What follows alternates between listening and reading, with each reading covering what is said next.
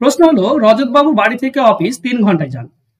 ওই সম্পূর্ণ পথের অর্ধেক 10 কিমি প্রতি ঘন্টা এবং বাকি অর্ধেক 15 কিমি প্রতি ঘন্টা বেগে গেলে রজতবাবুর বাড়ি থেকে অফিসের দূরত্ব কত?